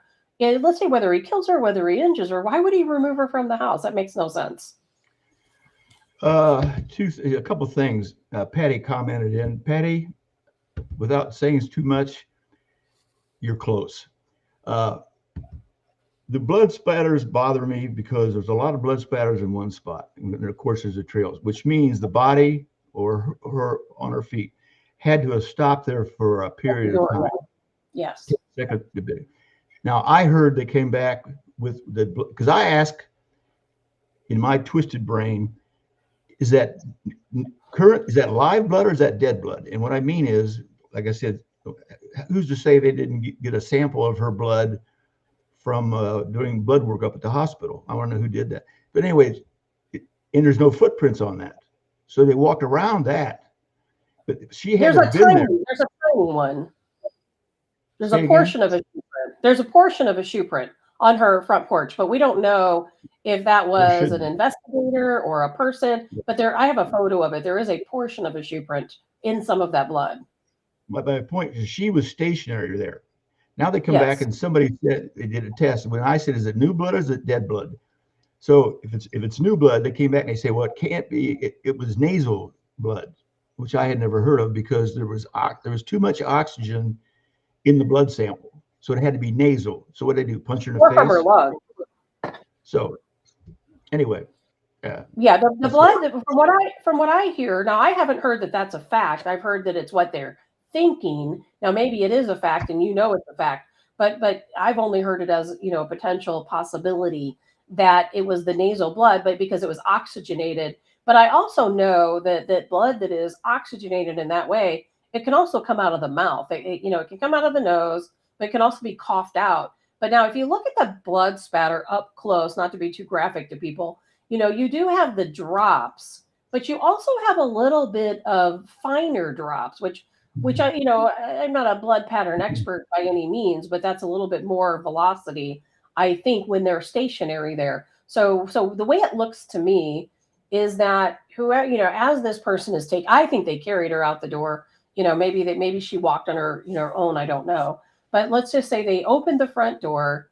It takes a second to get out the front door. He's taking her out the front door. Maybe that's when he grabbed the camera off. Maybe he did before. I don't know. But they stopped there for a moment. You can tell because you can see the concentration of blood. There's heavier drops in that area, but there's also some of that high velocity drops too that you can kind of see. not sure how that works or what would cause that, where it's more of a spatter, than just a slow motion, drop, low velocity drop. They have detectives and doctors who just study blood spatters and drops, and they can tell you that they have shocked me on crime scenes when I would go to a crime scene, and I would bring in these specialties and analysts, and they would stand there and walk me through what happened where based on blood splatters. Incredible. Right. They haven't released that. Well, they haven't released it, but you can see it with your own eyes because there's a bazillion photos of it. But I'm not talking about you and I'm talking about a professional blood spatter expert. Oh yeah, I haven't heard their analysis. No, they haven't. And why not? But now I understand based on this. Now don't think the police won't use misinformation. Of course. The result, okay? They're not just withholding stuff. They could be providing false information for a reason. But of course, they didn't. To what I know, they didn't go through the front door. Now they had a forced entry, but it wasn't the front door. Yeah, Nancy had 2 back doors in the back of her house. One went into the garage. I don't think they would have went into the garage, but there is another back door, which is the most likely back door. And allegedly that door was left open, wide open. If you look at the back of Nancy's house, she's got an awning and it's like a back patio and there's a door back there. Now, how the forced entry occurred, I do not know. There's also another sliding door in the front that might go into a bedroom. I'm not really sure. It kind of looks like it would be a master bedroom sliding glass door that goes out to a little patio area. If they went through the front door forced entry, that's obvious. Go through the front door. Right? That's obvious. Somebody would have photographed that, including the media. Yeah. Nobody's showing any pictures about a forced entry on the front door. Yeah, that didn't happen. Ashley Banfield, who has been, a reporter talking about crimes for a long time, she has a source on the scene who, of course, obviously isn't going to name. She's said she's 100% confident in her source, and that source told her that they broke in through the back door, and they left the back door wide open. They came out the front door. Everybody believes that they came through the front door, because they put her in a vehicle, somewhere out there in her driveway. We don't see the vehicle. I'm guessing investigators don't see the vehicle because they've certainly not, named any type of vehicle, as a suspect vehicle. But of course, they're not going to tell us everything. They're going to hold a lot to their vest. Obviously, they've got to protect. We don't know, if there was any items missing, from Nancy's home or the original report when police first came out. Obviously, enough happened again for them to know there was a crime scene to immediately call homicide detectives in. So they knew there was something more to this situation. We don't know what that more to it was. The family called 911. You don't get a homicide detective. You don't get a homicide detective at 911. You get the closest cop in the area to respond to check the premise. That's all. Well, yeah. But that's exactly what I'm saying is that, they call 911, somebody responds, and whatever those arriving officers saw was enough to say, hey, we need to call homicide in. Now, what that was, I don't know. But within that first hour, they had homicide detectives on the scene and they had FBI on the scene within the first hour. And so immediately they knew, something happened here that is a crime. And what that is, of course, I don't know, and we're not supposed to know. Now Sheriff Nanos has said that he saw nothing there to indicate, that Nancy wouldn't be alive still, but he's not going to tell us one direction, or the other. And, and of course, so it's an investigation. They've actually told more in this investigation than most cases I've followed. We know more about this investigation than so many others. Information, of course, we shouldn't know. When the cop shows up, let's say there's one cop and he's calling for backup. So one cop gets there, approaches the door, bangs on the door. Hello, it's police. This is they identify themselves. His backup shows up. What's going on? I'm not getting a response by the front door. What do you think they did? He goes that way with flashlights and looking for entries, looking in the windows, and then they find around back. Now, do they stop at that point? No. They go in. I would have. Well, of course they did. They go in. So now we've got. She's not there. Yeah, so she's not there. Now we're contaminating the crime scene. Correct. They understand that. They call it in, and they homicide shows up and they ask the cops, show us where you walked and what you did all after you got here. Of course. Cross contamination. That's how it would have went. No response to the front door. If they would have seen that door was pried open, they'd have went through the front door. It appears Well, they didn't. but that doesn't really apply to Nancy's case, though, because this happened during the day, around noon. Her family was there. The officers, when the officers arrived, her family was there. They greeted them. The family had already been in the house. They had already walked around in the house looking for Nancy. And so when investigators came in, there was no reason for them to, to necessarily go through those steps. But of course, they did obviously see the point of entry. They obviously did see, anything that was unusual at this particular case. But there was something that gave them reason to believe that homicide would need to be called. And I've studied a lot. I wrote a crime blog for 10 years, and I talked about a lot of crime scenes, and homicide isn't called unless there's a reason to call them. So FBI is not brought in unless there's a reason to believe FBI needs to be brought in. So what you're saying, the family was still there when the police showed up? Correct. Okay. Guys, I thought, how many of the family was there? From what I understand, it was Nancy's daughter and her husband were there. And, she was supposed to arrive at a friend's house for a church service, to watch a live stream church service that morning. She didn't arrive. The friend called Nancy's daughter and said, hey, I'm very concerned. Your mother hasn't arrived. You should probably go over and check on her. And so the daughter and her husband got in their vehicle. They only live, at first it was reported as 10 miles away, but it was 4.3 miles. They drove the 4.3 miles to Nancy's home, went inside, also, didn't see her, probably saw there was certainly blood in the home. There was blood in a trail leading out of the home. I'm sure they witnessed all that. I'm sure they saw the back door open. I don't know if they saw at that point that the cameras were gone, but it took them, 6 minutes to call 911 to report that, hey, something is not right here. And the 911 call was recorded. And when they made the 911 call, though, they thought that Nancy had left the home and was injured and had walked off. And so you hear the 911 operator talking about, we have putting the call out saying we have an 84-year-old woman. I think they said I know they were talking about her being in bad health. And originally, I think they thought this was a situation where, hey, Nancy has wandered away from her home. We're going to go find her. Then when investigators showed up, they're like, oh, no, this is a crime scene. This is not a situation of an 84-year-old walking, away from her door injured. It's something more going on here. So the FBI and homicide was involved from the first hour, immediately. Yeah. Well, anyway, so, Stevie Wonder could have figured that out. Right. I agree. It was probably pretty easy to see. But mere fact that they think that she might have walked away is irrelevant. We got blood. We had a lady that's missing. Everything else doesn't matter. Correct. And whenever, when it comes to a burglary, I've seen this happen in so many cases where initially a family will come in. They say, well, I don't see anything missing. I don't see any obvious signs of a burglary. Maybe the drawers aren't pulled out. The closets aren't open.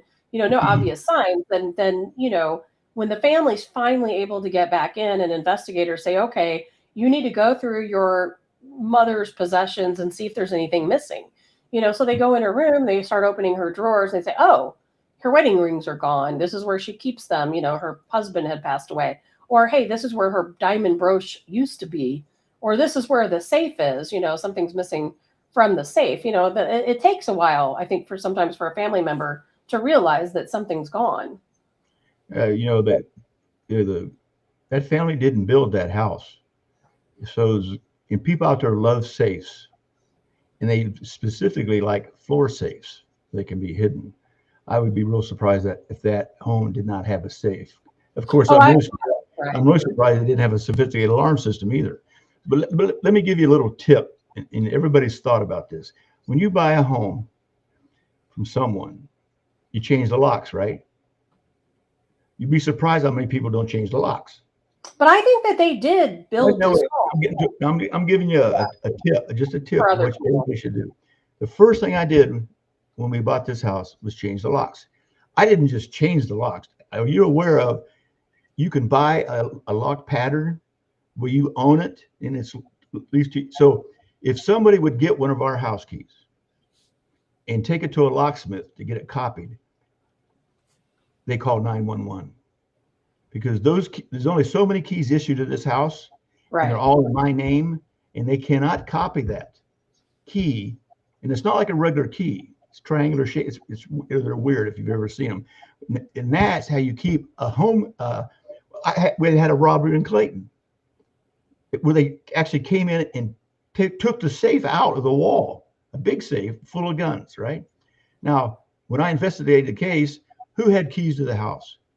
Well, the housekeeper comes and goes, really? You got any kids? Well, yeah, she's got a 26-year-old son. Huh, run him. Burglary, burglary, burglary, burglary. It wasn't too hard to figure that out. And we went and got him. Unfortunately, the guys couldn't get the safe open. They took it down to the Mississippi River and threw it in the river. Right. And, you know, that's they shouldn't have a key. But you have to know how many keys have been issued, and you can't copy your keys. So everybody should do that. Oh yeah, I mean that's just it. There's a lot of good tips out there, you know. But when you learn from a case, when something happens, everybody's like, oh, you know, I need to make sure I do things very differently. I'll give you an example. So, and if you lose a key and can't find it, guess what? You better go change all your locks again. Now that's expensive. I had a guy working for me, and he had a key, right? He calls me and said, "Hey, Colonel, I can't find that key." I said, "Well, you better find it because you got to pay for the locks to be changed for all new keys." "Oh, well, you still got keys?" And I said, "No, you don't understand. I control the number of keys and who has them." And of course, he couldn't find it, and he had to pay for all new locks for the entire house, not this house, another house. It can be a daunting process. I know Nancy had, let's see, 2 doors in the front, 2 doors in the back. I don't know if there was any other doors, so that's 4 doors. Plus the garage, that's technically 5. You know, I don't know who she gave keys out to, housekeeper or gardener. Yeah. You know, there's no way, of course, no. But I do believe she probably had different keys for different doors, which is insane. And probably, you know, it is, and that would be myself here. I have 6 doors that go from inside the house to outside the house, and every single one of them has a different key, and it drives me insane. I'm getting ready to put those fingerprint deals on each of my doors. If we lose a key, we lose a key to the entire house. Yeah. So and then you know who's got the keys, right? But if she would have, if family would have hired a professional security expert to come in, that's one of the things he would have said. You've got to control the keys and who has them. Oh, sure. In hindsight, yes. But Colonel Adams, I have got to run. It is almost 10 o'clock. I'm an hour over my time, and I got to get to work. Okay. But I appreciate you joining me today. I'll be talking a little bit more about Nancy's case tomorrow. I don't know if there's going to be any updates. Lots of other things too. You know, today I said was a slow news day. There'll probably be a lot more going on tomorrow. Is there anything that you want to add before we head out? Yeah, we got most of this weekend. Going to shoot some machine guns and blow stuff up. And also, the girls did something. We have a lady who inherited her father's home, and she lived and it's a bigger home than she has, 2-car garage. So she wants to move into that house, right? He's deceased. So she took my wife and went into the house to see what it would take. Holy smoke. I don't think that house had been cleaned since the 70s. Oh, Trash, wow. all horrible. Now, what do you do? Call a cleaning service. They come in. No, you know what they did? She calls the guard. Oh. and the guard turned down on a weekend, and it is perfect. Excellent. For free.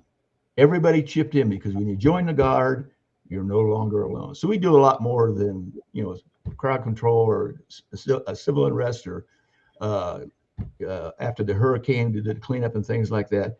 And we watch all the time. The guard watches for any Texas plates in the area. That's cartel. Anyway, when you join the guard, you're not alone. Hey, Tab, thanks. Talk to you next Monday unless we got something happens. And if the sheriff shows up with a haircut, I'll be surprised. Now, they got a great public relations officer out there. I happen to know him and her. Why aren't they using him? Because he doesn't come across good. You should get that. That's why you have public relations officers to bring you up to speed, right? Yes. Anyway, hey, thanks. Yeah, they have not been using them. See you, Patty. Carl. Thank you, Colonel Joe Adams. All right. Happy President's Day. I hope you have a great day today. That's Colonel Joe Adams with the Washington Guard with his We trophy. will make America wealthy again. We will make America strong again. Damn Gotta love straight. Thank you so much, Colonel Joe Adams. That was Colonel Joe Adams with the Washington Guard. You can reach Colonel Joe Adams at patriots@thewashingtonguard.com. And I have got to run, as I was saying to Colonel Adams. I've been trying, my show is only supposed to be an hour from 8 a.m. to 9 a.m., but we talk about some of these topics, and that's me. I have a big mouth, and I talk entirely more than I should, but I've got to run. I'm running an hour late, but I will be happy to see you all tomorrow. And I hope you guys have a great day. It's going to be a beautiful week for weather, from what I understand. So get out there today and enjoy it. I spent my weekend, like I said, starting my seeds, starting to get my gardening stuff together. It is that time of year. I'm going to be doing a little bit more of that today as well when I'm done with my work. But I do hope you guys have a fantastic day. Of course, I will be on the social media pages updating everybody on any news that comes across. Thanks, guys. Have a great day. I'm Tabitha Hassell with Tabs on Tap.